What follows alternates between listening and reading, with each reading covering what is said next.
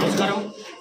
ఈరోజు శ్రీకాళహస్తీశ్వర దేవస్థానం trust board చైర్మన్గా నన్ను నియమించినందుకు ఉప ముఖ్యమంత్రి శ్రీ పవన్ కళ్యాణ్ గారికి ఆ జన్మాంతం నేను రుణపడి ఉంటాను.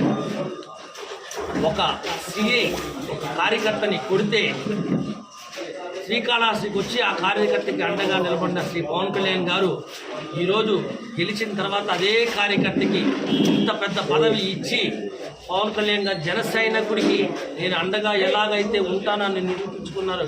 ఆయనకి నిజంగానే నేను పాదాలకి పాలాభివందనం చేసుకున్నాను. ఈ కూటమి ప్రభుత్వంలో నారా చంద్రబాబు నాయుడు గారు, సుధీర్ రెడ్డి గారు, మనోహర్ గారు, నాగేంద్రబాబు గారు ఈ అవకాశాన్ని నాకు ఇచ్చినందుకు నేను ఖచ్చితంగా వాళ్ళకి ఎటువంటి చెడ్డ పేరు తీసుకురాకుండా ఆలయ అభివృద్ధికి నేను ముందుండి అడుగులు వేస్తానని ఖచ్చితంగా మాటిస్తున్నాను.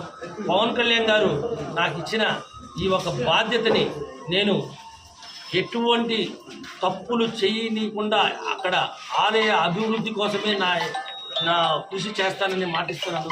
జనసేన పార్టీలో ఒక చిన్న స్థాయి కార్యకర్తకి ఎంత పదవి ఇచ్చారంటే ఆ నాయకుడు శ్రీ పవన్ కళ్యాణ్ గారికి మనం ఏమని చెప్పాలి?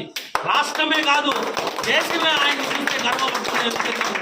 నాకు ఈ పదవి కన్నా కూడా ఆయన ఒక కార్యకర్తకి నిలబడడంలో ఎంత ఆనందం కలగదంటే అంత ఆనందంగా ఉంది. ఈ ఒక్క పదవి నా ఒక్కటిగా నేను ఎప్పుడూ తీసుకెళ్ళను. ప్రతి ఒక్క కార్యకర్తకి నేను ప్రతి ఒక్క నాయకుడికి జనసేన పార్టీలో కూటమి ప్రభుత్వంలో సుధీర్ రెడ్డి గారికి కానీ, చంద్రబాబు నాయుడు గారికి కానీ, మనోహర్ గారికి కానీ, నాగబాబు గారికి కానీ ఎటువంటి చెడ్డ పేరు తీసుకురాను. ఆలయ అభివృద్ధికే నేను నిలబడతాను.